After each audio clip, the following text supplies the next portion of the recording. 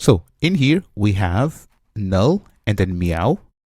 And basically what is happening is that we invoked this method on this cat in here, and it printed null and then meow. Now, the reason why this name is null is because we've never assigned a name for this cat. So here we have two options. So one, we can say cat dot, and then we can say name. Have a look.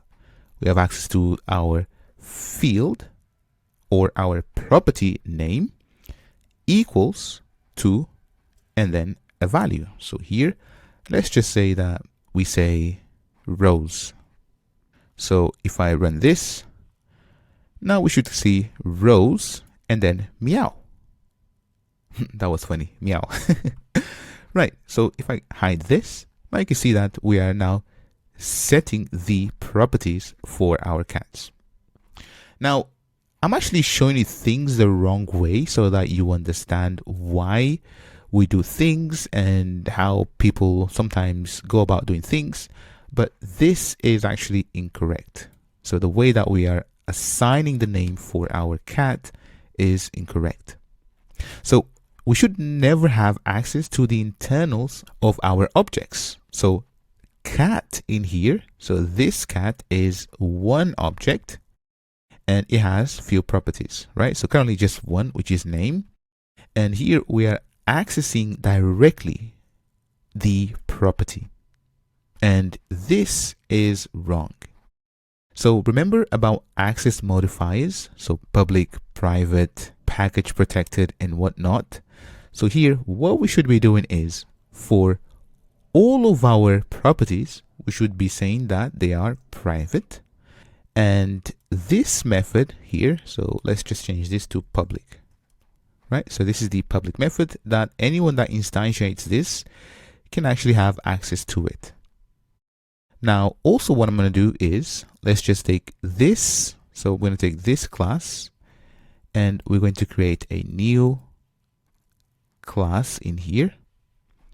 And we're going to name this as cat. Just leave the class in there. And I can basically paste the cat.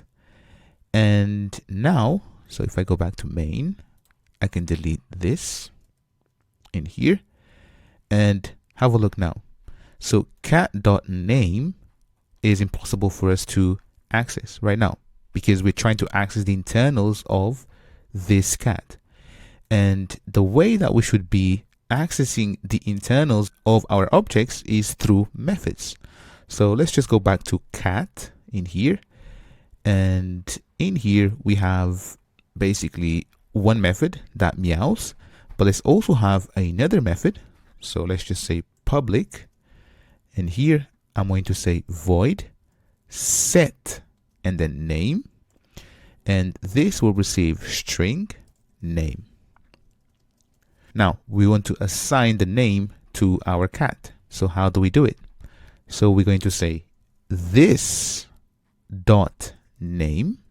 So this dot name refers to the current instance of the current class.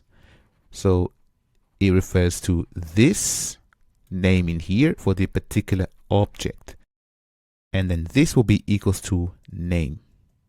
So whatever name that we pass inside will be assigned to our instance.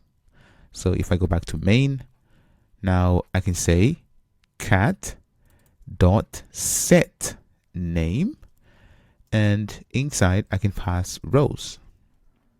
If I run this, you should see that now it works. So rows and then meow.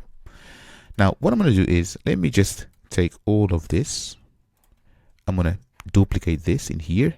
For this cat, I'm going to call her Rosie. So I'm just going to basically select those three.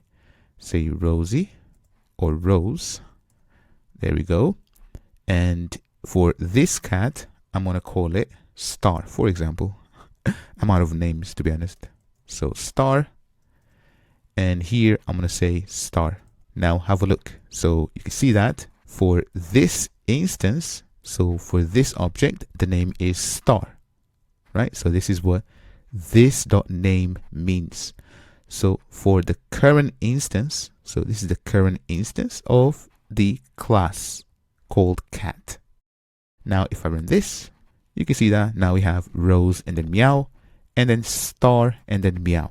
Now one last thing, so in here if I go back, so we have this property called name, and the way that we were able to set the value was through this method, set and then name. Now in Java, this is actually known as a setter method because it allows us to set values on the corresponding property. Next, let me teach you about getters.